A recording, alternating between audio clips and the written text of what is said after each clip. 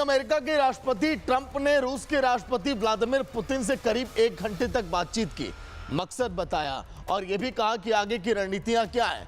Middle east में जंग रुकवाने का तो मकसद है, लेकिन सवाल यह है, जो नेता पहले भी कई बार दुनिया की जंग रुकवाने के दावे कर चुके हों, क्या अब वो अपनी शुरू की गई जंग को अब रोक पाएंगे? शायद ईरान के साथ जंग अमेरिका के लिए वो गले की अब हड्डी बन गया है, जो ना निगले बन रहा है और ना ही उगले। आखिर ऐसा क्यों? देखिए आप।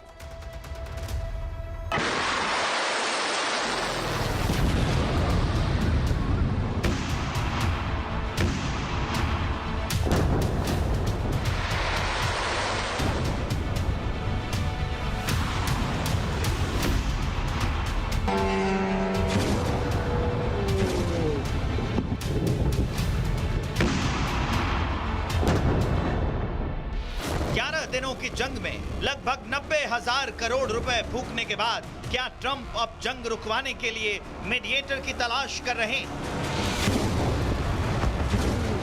8 देशों का युद्ध रुकवाने का दावा करने वाले ट्रंप क्या अब चाहते हैं कि कोई देश मध्यस्थता करे और ईरान से जारी जंग रुक जाए? दरअसल अमेरिकी राष्ट्रपति डोनाल्ड ट्रंप ने रूसी राष्ट्रपति पुतिन से करीब 1 घंटे तक फोन पर बात की। दोनों के बीच मिडिल ईस्ट में जारी संघर्ष और तेल के संकट को लेकर बातचीत हुई।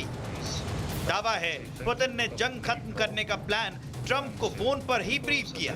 पुतिन ने जंग रोकने के लिए राजनीतिक और कूटनीतिक तरीके अपनाने की बात कही।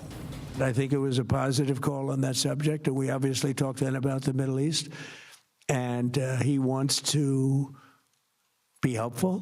I said you could be more helpful by getting the Ukraine-Russia war over with. That would be more helpful.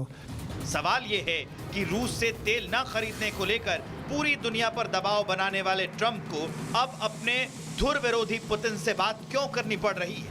Iran के साथ जंग में कूदने वाले ट्रंप क्या अब अपनी इज्जत बचाने के लिए मीडिएटर्स की तलाश कर रहे हैं?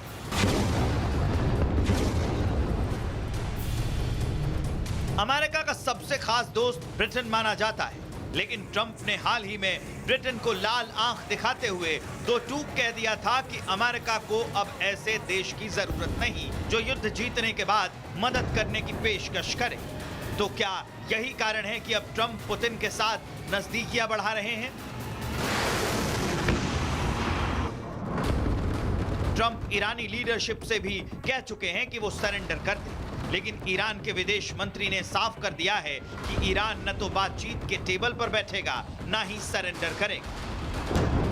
सवाल ये है कि क्या पुतिन ही ईरान को बातचीत के टेबल पर ला सकते हैं? They failed.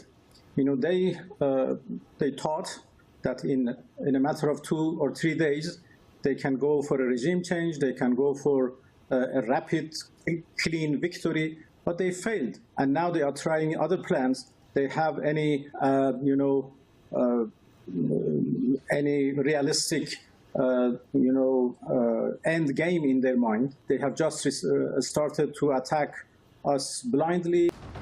एक तरफ ट्रंप पुतिन से बात कर रहे हैं तो दूसरी तरफ जंग रुकवाने के लिए नेतन्याहू को भी एक्टिव कर दिया है।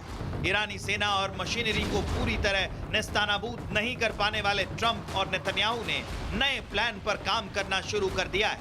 नए प्लान के तहत नेतन्याहू ईरान की जनता को वहां की सेना और नई लीडरशिप के खिलाफ भड़का रहे हैं। नेतन्याहू ने ईरानी लोगों को संबोधित करते हुए कहा है कि हम लोग आपको तानाशाही की जंजीरों से मुक्त करना चाह रहे हैं। בצד ההתקפי, חלק עצום זה בצד ההגנתי. בצד ההגנתי זה קודם כל, לפני כל דבר אחר, רצון העם, הכוח של האזרחים. הכוח של האזרחים זה כוח של גם מי שמטפל באזרחים, וזה אתם. והאמונה שמטפלים בהם, שהיא גדולה מאוד, מאוד מאוד גדולה, זה בזכותכם. जमीन और आसमान से ईरान पर हजारों करोड़ के बारूद की बौछार करने के बाद भी ट्रंप ईरान से जंग जीतने को तरस रहे हैं। जंग कितने दिन चलेगी खुद ट्रंप भी नहीं जानते, लेकिन ट्रंप हर रोज नए नए विकल्प तलाश रहे हैं ताकि जंग रुक जाए और ग्लोबल बिरादरी में इज्जत बची रहे। Bureau report, Republic Bharat.